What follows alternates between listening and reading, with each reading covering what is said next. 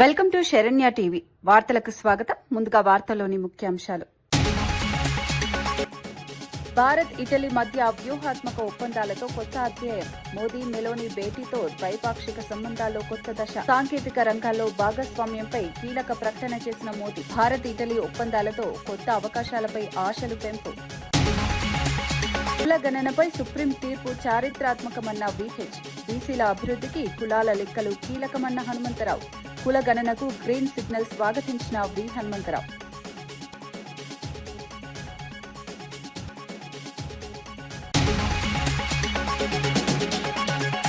జువ్వలదిన్నె హార్బర్పై చంద్రబాబు మాటలు అబద్దాలన్న కాకాని. 80% పనులు జగన్ హయాంలోనే పూర్తయ్యాయన్న కాకాని. పూర్తయిన పనులను తమ ఖాతాలో వేసుకోవడం మోసమన్న మాజీ మంత్రి.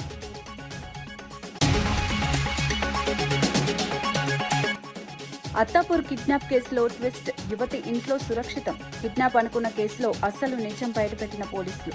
ఫోన్ పే ట్రాన్సాక్షన్ తో యువతి ఆచూకీ కనిపెట్టిన పోలీసులు. కిడ్నాప్ డ్రామాగా మారిన అత్తాపూర్ కేసులో కొత్త కేసు. ప్రజల కోసమే జనసేన పని అన్న నాదెండ్ల మనోహర్ వ్యాఖ్య. ఇతరులపై మాట్లాడాల్సిన అవసరం లేదన్న మంత్రి మనోహర్. నాగేశ్వర్ వ్యాఖ్యలు అవాస్తవం అంటూ మండిపడ్డ నాదెండ్ల. ప్రజా సమస్యల పరిష్కారమే లక్ష్యమన్న జనసేన కీలక వ్యాఖ్య. జనసేన పార్టీ ఎప్పుడూ ప్రజల సంక్షేమం, శ్రేయస్సు గురించే ఆలోచిస్తోందని పార్టీ పీఏసీ చైర్మన్ మంత్రి నాదెండ్ల మనోహర్ స్పష్టం చేశారు. ఇతర పార్టీలు లేదా వ్యక్తుల గురించి మాట్లాడాల్సిన అవసరం తమకు లేదన్నారు.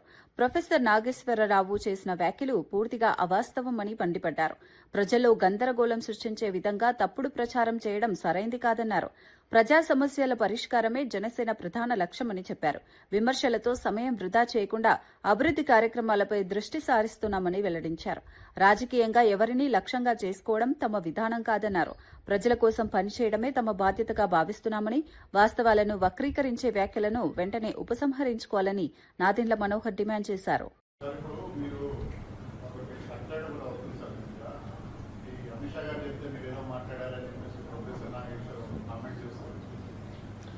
అంటే ప్రొఫెసర్ నాగేశ్వరరావు గారి పైన నాకు చాలా గౌరవం ఉందండి. అంటే నేను సభాపతిగా ఉన్నప్పుడు ఆయన శాసన మండలి సభ్యులుగా ఉన్నారు, చాలా సీనియర్ ఆయన.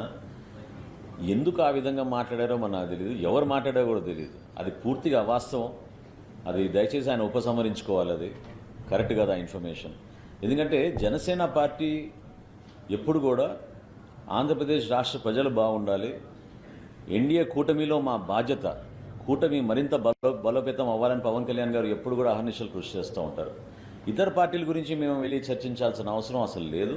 ఆ సంభాషణ అసలు ఏనాడు కూడా జరగలేదు. అది చాలా పొరపాటు. అది నాగేశ్వరరావు డెఫినెట్గా అది విత్డ్రా చేసుకోవాలని భావిస్తాను. ఇటలీ చారిత్రక రాజధాని రోమ్ వేదికగా భారత్ ఇటలీ దేశాల మధ్య సంబంధాలు కొత్త దశలోకి అడుగుపెట్టాయి. ప్రధాని మోదీ, ఇటలీ ప్రధాని జార్జియా మెలోనీ నేతృత్వంలో ఇరు దేశాలు పలు కీలక రంగాల్లో వ్యూహాత్మక ఒప్పందాలు కుదుర్చుకున్నాయి. ద్వైపాక్షిక చర్చల అనంతరం ఇరువురు నాయకులు మీడియాతో మాట్లాడారు. ఈ సందర్భంగా ప్రధాని మోదీ కీలక వ్యాఖ్యలు చేశారు. ఇకపై భారత్ ఇటలీ సంయుక్తంగా రూపకల్పన చేసి అభివృద్ది చేసి ప్రపంచానికి అందించే సరికొత్త విధానంతో ముందుకు సాగుతామని తెలిపారు. रोम को विश्व में इटर्नल सिटी के रूप में जाना जाता है. भारत में मेरी लोकसभा कॉन्स्टिट्यूएंसी काशी, उसको भी अनादि और शाश्वत नगर माना जाता है. जब दो सभ्यताएं मिलती हैं तो बातचीत केवल एजेंडा तक सीमित नहीं होती. इसमें इतिहास की गहराई, भविष्य की दृष्टि और मित्रता की सहजता तीनों साथ दिखाई देते हैं. फ्रेंड, पिछले लगभग 3.5 वर्षों में मुझे कई बार प्राइम मिनिस्टर मेलोनी से मिलने का अवसर मिला है. यह भारत और इटली के बीच करीबी सहयोग और सामंजस्य को दर्शाता है. उनके नेतृत्व में हमारे संबंधों को नई गति, नई दिशा और नया आत्मविश्वास मिला है. मुझे खुशी है कि हम अपने संबंधों को अपग्रेड करते हुए स्पेशल स्ट्रेटेजिक पार्टनरशिप की घोषणा कर रहे हैं। फ्रेंड्स, आज की बैठक में हमने हमारी भावी साझेदारी को और सशक्त बनाने के लिए विस्तृत रूप से चर्चा की। Bharat Italy joint strategic action plan 2025 to 2029 हमारी साझेदारी को एक प्रैक्टिकल और फ्यूचरिस्टिक ढांचा प्रदान करता है। हम इस पर समयबद्ध तरीके से आगे बढ़ रहे हैं। हमारे साझा प्रयासों में द्विपक्षीय व्यापार के 20 बिलियन यूरो के लक्ष्य की ओर तेजी से बढ़ रहा है। भारत में मौजूद 800 से अधिक వరంగల్ భద్రకాళి అమ్మవారిని మంత్రి కొండా సురేఖ దర్శించుకుని ప్రత్యేక పూజలు నిర్వహించారు. అనంతరం సరస్వతి అంత్య పుష్కరాల ఏర్పాట్లపై కీలక వివరాలు వెల్లడించారు. పుష్కరాలకు సంబంధించిన అన్ని ఏర్పాట్లు పూర్తయ్యాయని చెప్పారు. ప్రభుత్వం ఈ మహోత్సవాల కోసం 200 కోట్లకు పైగా నిధులు కేటాయించిందన్నారు. 10 రోజుల పాటు జరిగే ఈ ఉత్సవాల్లో 10 మంది పీఠాధిపతులు పాల్గొంటారని తెలిపారు. భక్తులకు ఎలాంటి ఇబ్బందులు లేకుండా అన్ని సౌకర్యాలు కల్పించేందుకు ప్రత్యేక చర్యలు తీసుకున్నామన్నారు. రవాణా, తాగునీరు, వైద్య సేవలు, భద్రత వంటి అంశాలపై ప్రత్యేక దృష్టి పెట్టామని చెప్పారు. భారీగా భక్తులు తరలివచ్చే అవకాశం ఉన్నందున అధికారులు అప్రమత్తంగా పనిచేస్తున్నారని వెల్లడించారు.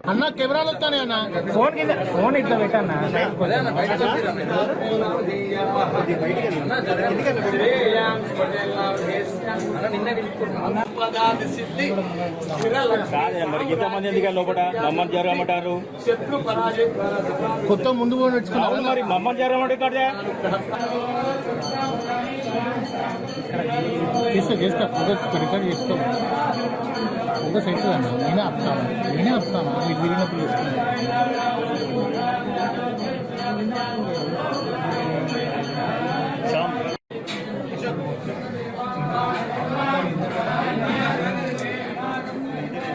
ఆమె తెలిసింది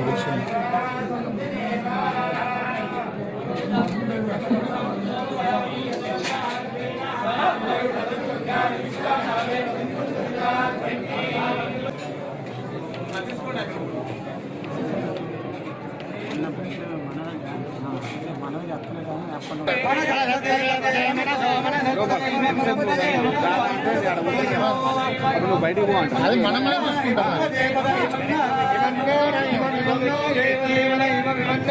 దేవాలయంలో పెద్ద ఎత్తున భక్తులు రావడం, అదేవిధంగా ఈరోజు ఒక ప్రత్యేకత కూడా ఉంది.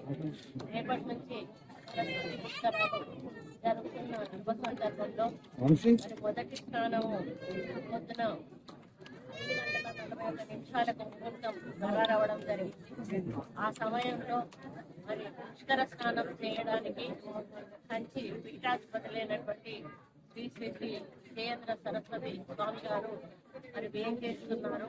మరి వారు ఒక రోజు ముందే వరంగల్కి వచ్చి ఇక్కడ 1000 స్తంభాల గుడిలో అభిషేకం చేసుకొని భద్రకాళి అమ్మవారిని దర్శించుకొని మరి కాళేశ్వరం వెళ్ళి ఈరోజు రాత్రి అక్కడ నిద్ర చేసి ఉదయం వాళ్ళ యొక్క పవిత్ర స్నానం మొదలు పెట్టడం వారితోటే జరుగుతుంది. మరి ఆ కార్యక్రమంలో భాగంగా వారు ఈరోజు వరంగల్ పట్టణానికి రావడం జరిగింది.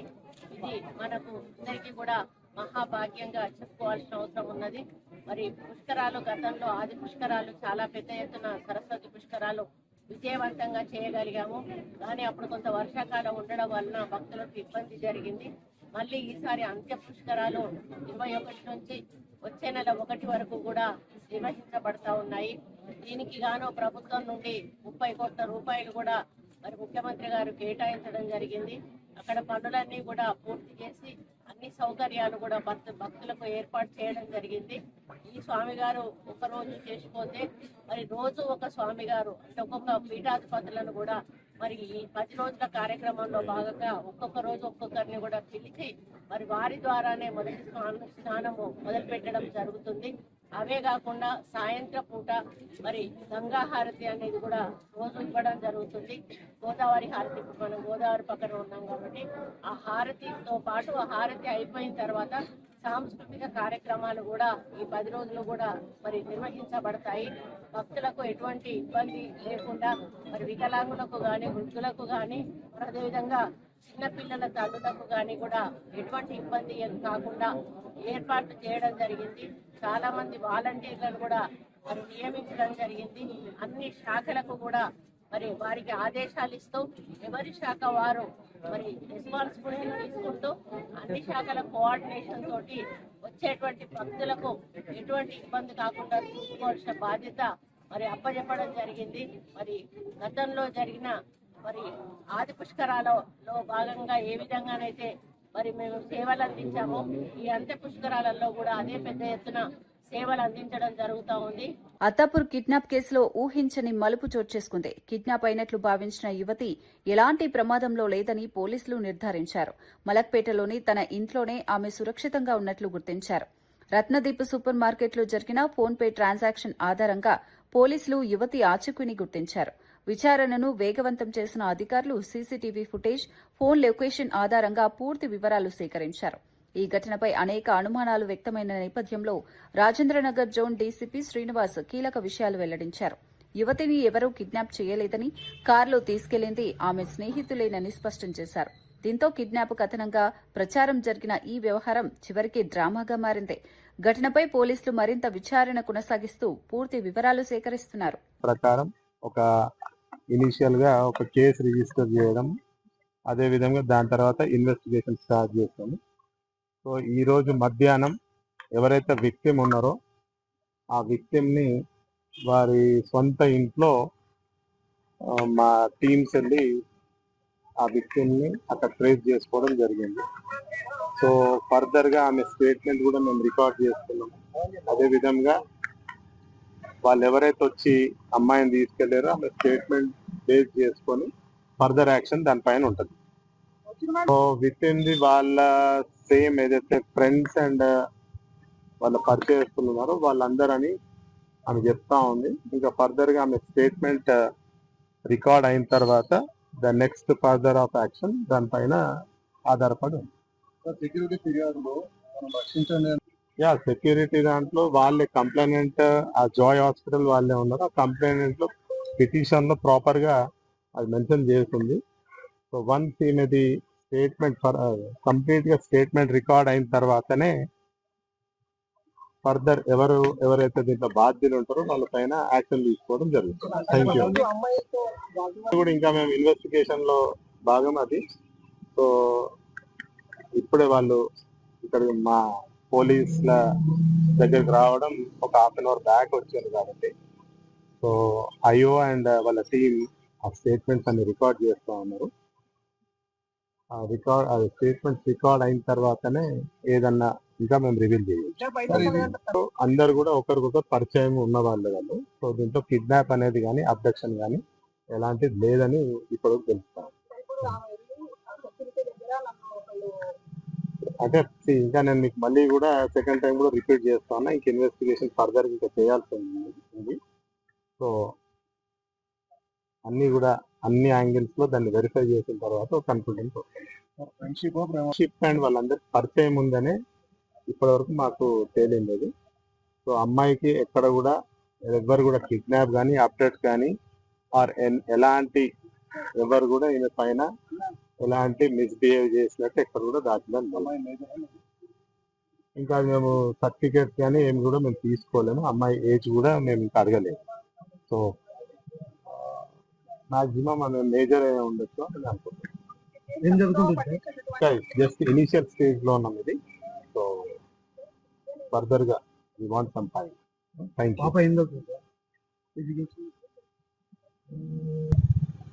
Right, thank you. తమ ప్రాంతంలో కేంద్ర విద్యాలయం ఇంటిగ్రేటెడ్ స్కూల్ ఏర్పాటు కోసం ప్రభుత్వం కీలక నిర్ణయం తీసుకుందని ఎమ్మెల్యే అడ్లూరి లక్ష్మణ్ తెలిపారు.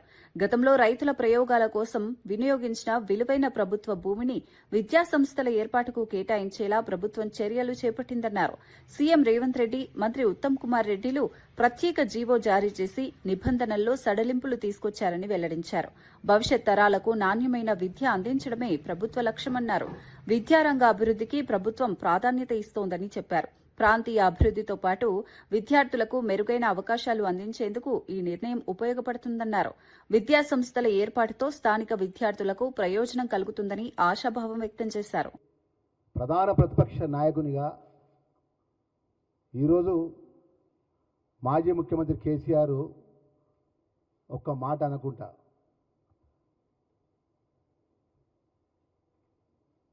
రాష్ట్ర ముఖ్యమంత్రిని పట్టుకొని నోటికి వచ్చేస్తంత మాట్లాడుతున్నావు కదా, మేము ఇక్కడి నుంచి ఇప్పుడు మాట్లాడలేమా?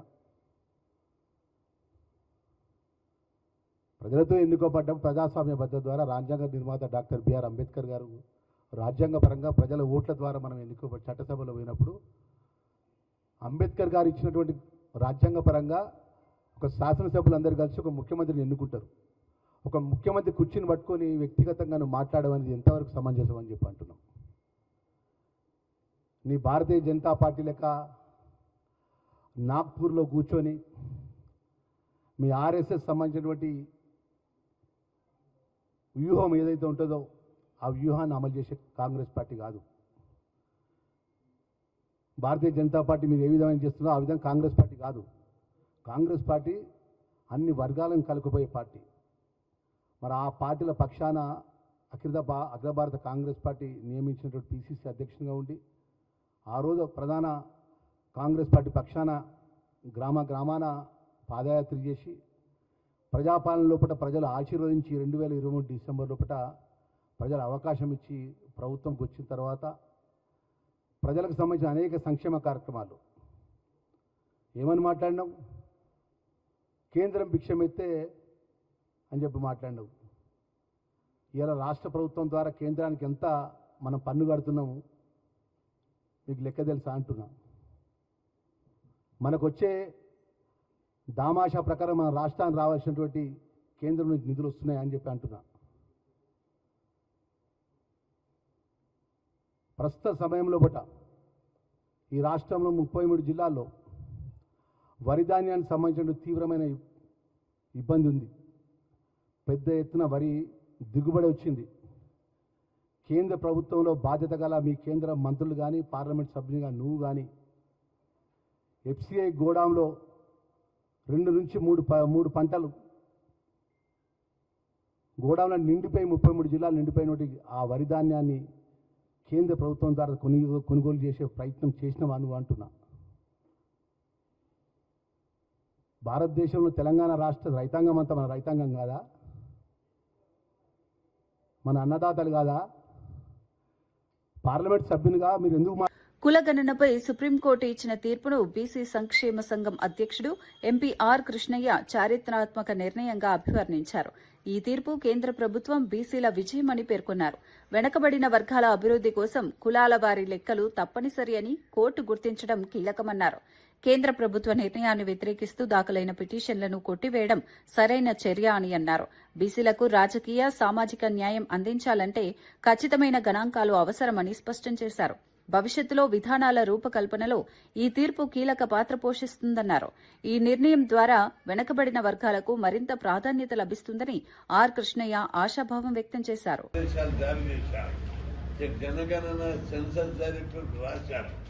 దీంతో కొందరు అగ్రకుల సోదరులు కులగణన చెయ్యొద్దు అని చెప్పి సుప్రీంకోర్టు పోయారు.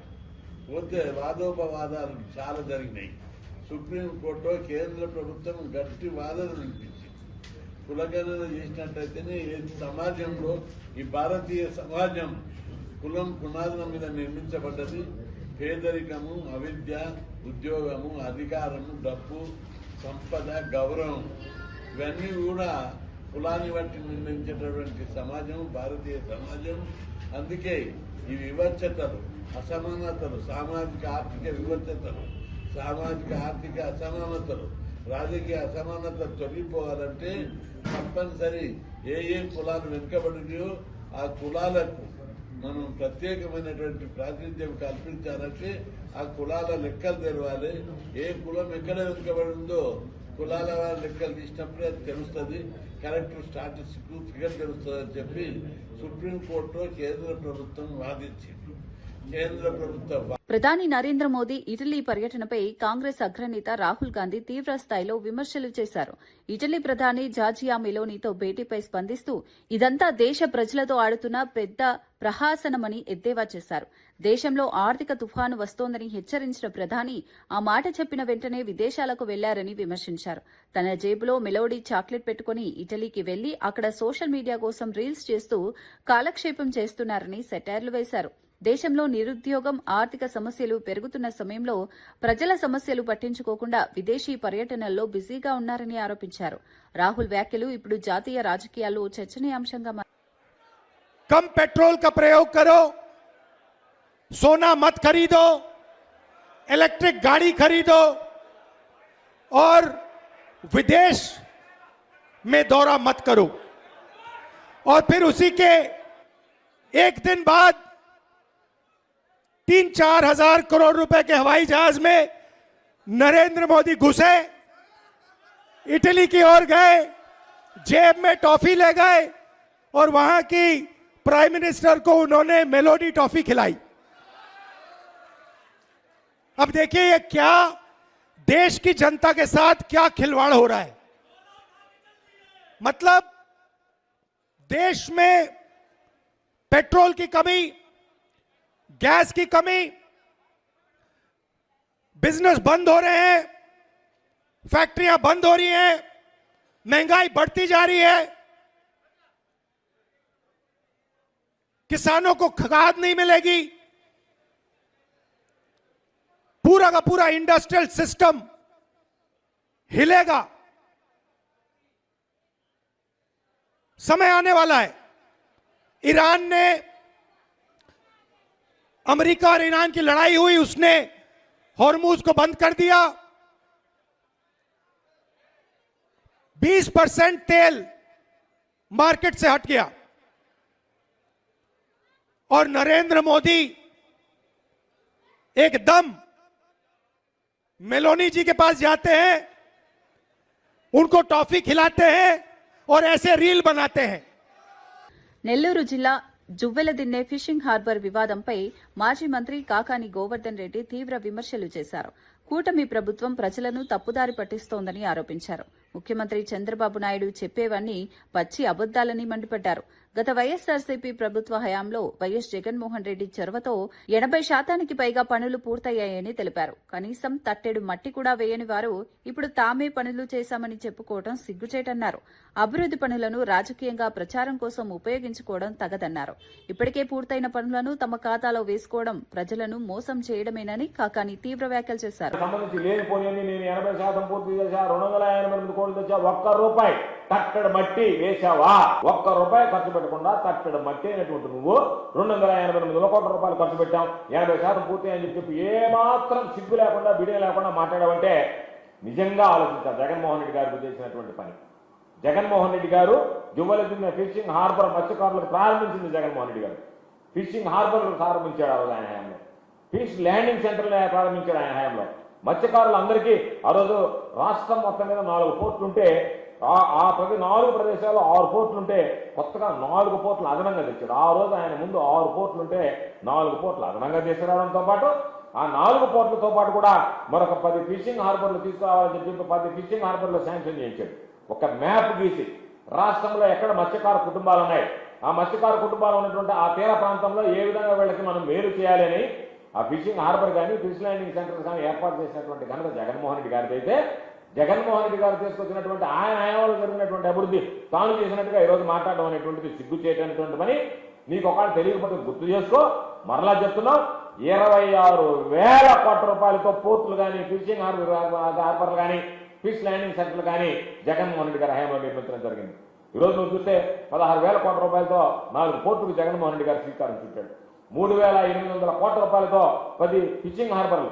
ఏపీలో విజయవంతంగా అమలవుతున్న స్త్రీశక్తి పథకంపై సోషల్ మీడియాలో జరుగుతున్న ప్రచారం పూర్తిగా తప్పుడు సమాచారమని టీడీపీ రాష్ట్ర అధికార ప్రతినిధి అప్పసాని రాజేష్ మండిపడ్డారు. వైఎస్సార్సీపీ కావాలని ప్రజల్లో అపోహలు సృష్టించే ప్రయత్నం చేస్తోందన్నారు.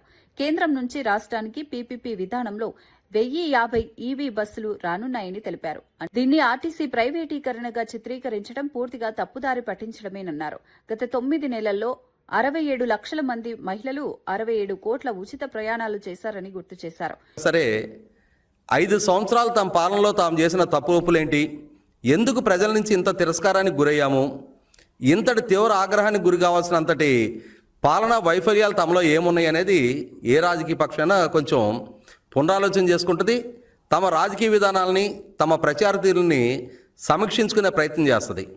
కానీ వైసీపీ పార్టీ 2019 ఎన్నికలకు ముందు ఏ విధానాలను అవలంబిస్తూ వచ్చారో, ఏ దుష్ప్రచారాలు చేస్తూ ఇదే తమ రాజకీయ విధానంగా వాళ్ళు చలామణి చేస్తూ వచ్చారో, 2019 ఎన్నికల ఫలితాలకి ఏది వాళ్ళు సక్సెస్ ఫార్ములాగా ఎంచుకున్నారో అదే విధానాన్ని ఈరోజు కూడా అమలు చేస్తూ ప్రతి సక్సెస్ఫుల్గా నడుస్తున్న పథకానికి కూడా ఏదో ఒక రకమైన వక్రభాష్యాలు చెప్తూ ప్రజల్లో ప్రభుత్వం పట్ల వ్యతిరేకత పెంచగలము అని చెప్పని ఒక దురుద్దేశంతో వాళ్ళు ప్రచారం చేస్తూ ఉన్నారు. ఇందులో భాగంగానే గడిచిన 4-5 రోజులుగా కేంద్ర ప్రభుత్వం ద్వారా ఆంధ్రప్రదేశ్ రాష్ట్రానికి ఒక 1050 ఎలక్ట్రానిక్ అంటే ఈవీ బస్సెస్ అవి అందుబాటులోకి రాబోతున్న నేపథ్యంలో ఈ ఈవీ బస్సులు కేంద్ర ప్రభుత్వం ద్వారా దేశంలోని అన్ని రాష్ట్రాలకి ఏ పాలసీ ప్రకారం అయితే అందిస్తూ ఉన్నారో అదే జనగణనలో కులాల లెక్కింపునకు సుప్రీంకోర్టు గ్రీన్ సిగ్నల్ ఇవ్వడాన్ని తెలంగాణ ప్రభుత్వ సలహాదారు వి హనుమంతరావు స్వాగతించారు. గాంధీ భవన్లో నిర్వహించిన మీడియా సమావేశంలో ఆయన కీలక వ్యాఖ్యలు చేశారు. బీసీల జనాభా లెక్కలు తెలిసినప్పుడే సమగ్ర అభివృద్ది సాధ్యమని సుప్రీంకోర్టు స్పష్టం చేయడం చారిత్రాత్మక నిర్ణయమన్నారు. రాహుల్ గాంధీ గతంలోనే కులగణన ప్రాధాన్యతను గుర్తించారని గుర్తు చేశారు. కేంద్రంలోని బీజేపీ, ఆర్ఎస్ఎస్ బడుగు బలహీన వర్గాలను అణగదొక్కాలని చూస్తున్నాయని ఆరోపించారు. కేంద్ర గెజిట్లో ఓబీసీల ప్రస్తావన లేకుండా అదర్స్ అని పేర్కొనడం అన్యాయమన్నారు. ఉండొద్దని CJI chief justice of India Suryakant గారు చెప్పడం నా హృదయపూర్వక ధన్యవాదాలు. ఈనాడు నిజంగానే జ్యుడిషియరీ ఉన్నది కాబట్టి అక్కడక్కడ కొన్ని తప్పులు జరిగినా దాన్ని రెక్టిఫై చేసే కార్యక్రమం మా సూర్యకాంత్ గారు తీసుకున్నారు. ఇది 60 కోట్ల జనాభా సంఖ్య. గతంలో బీపీ మండల్ గారు ఏం చెప్పారు, యావత్ భారతదేశంలో కులాలు 3200 అన్నారు. మన రాష్ట్రంలో 136 కులాలు ఉన్నాయి. దీనికి రాహుల్ గాంధీ గారు ఎప్పుడైతే కన్యాకుమారి నుంచి కశ్మీర్ వరకు మ్యారథాన్ పాదయాత్ర చేసి 4500 కిలోమీటర్లు నడిచిన తర్వాత జనం సంగతి తెలుసుకున్నారు, నిరుద్యోగుల సంగతి తెలుసుకున్నాడు, రైతుల సంగతి తెలుసుకున్నాడు, పేదవాని సంగతి తెలుసుకొని అప్పుడు అన్నాడు, నేను ఇప్పటి వరకు ఎస్సీలకే అన్యాయం అనుకున్నా, వారికంటే ఎక్కువ బీసీలకు అన్యాయం జరుగుతుందని ఆయన ఒక కాల్ ఇచ్చిండు. We come to the power, will conduct caste wise census, అంతటితో అగలే జితినా ఇస్సేదారి ఉత్తి భాగీదారి అన్నాడు. జితినా తర్వాత ఆయన జితినా ఆబాదీ ఉన్కా హక్ అన్నాడు. వా, అదే ఇవాళ నిర్ణయం అయింది. రాహుల్ గాంధీ గారు ఏ ఆలోచన చేశారో, గతంలో ఇందిరాగాంధీ గారు కూడా వాళ్ళ నానమ్మ ఆ రోజులలో దున్నేవాడికే భూమి, పేదలకు భూ సంస్కరణ అమలు చేసి ఒక్కొక్క దొర దగ్గర 400 ఎకరాలు 500 ఎకరాలు ఉండే, పేదమంది దగ్గర 1 ఎకరం కూడా లేదని ఆలోచన చేసి ఆ రోజులలో భూములు పంచిపెట్టింది మా అమ్మ. 20 అంశాల కార్యక్రమంలో బడుగు బలైన వర్గాలకు న్యాయం చేసింది. అదే కోవలో ఉన్నటువంటి, అదే బ్లడ్ లో ఉన్నటువంటి రాహుల్ గాంధీకి ఒక మంచి ఆలోచన వచ్చింది. కానీ మొన్న జరిగినటువంటి ఏదైతే గజెట్ తీశాడో. ఇవి ఈనాటి వార్తా విశేషాలు. మరో బులెటిన్ లో మళ్ళీ కలుద్దాం. నమస్కారం.